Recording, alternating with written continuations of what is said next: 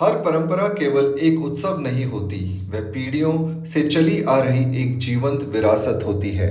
जिस तरह नंदा देवी राज जात वर्षों के लंबे अंतराल पर आयोजित होती है और कुंभ मेला 12 वर्षों के चक्र में आता है, उसी तरह गगवारसियों की यह अद्भुत परंपरा मौरी मेला भी 12 वर्षों में केवल एक बार आयोजित होती है।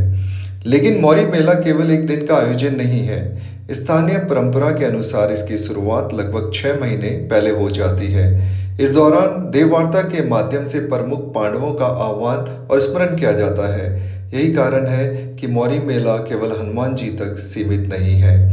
यह पांडव परंपरा, देव आस्था, लोक संस्कृति और सामूहिक श्रद्धा का एक अद्भुत संगम है। इसी परंपरा का एक महत्वपूर्ण पड़ाव है तमलाग और कुंटी गांव के हनुमान जी।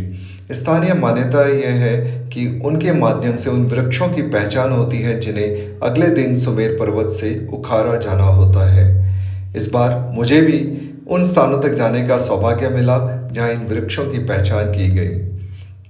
शाम होते होते मेरा पुंडोरी गांव भी ढोल नमाओं की गूंज, लोक नृत्य, भजन और अपार उत्साह के साथ तमलाग की ओर बढ़ने के लिए उत्सुक हो गया।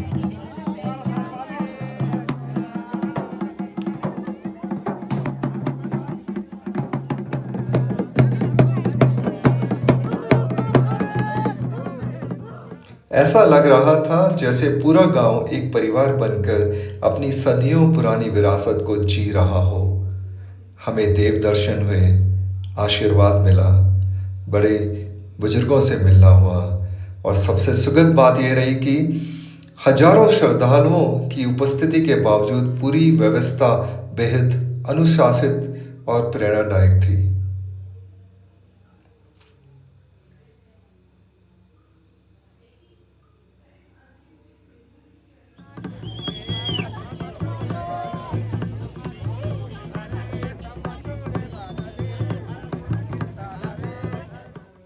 तमलाक के लोगों को, वहाँ के वॉलेंटियर्स को, वहाँ के आयोजकों को मैं बहुत बहुत शुभकामनाएं, उनको बहुत बहुत बधाई देता हूँ।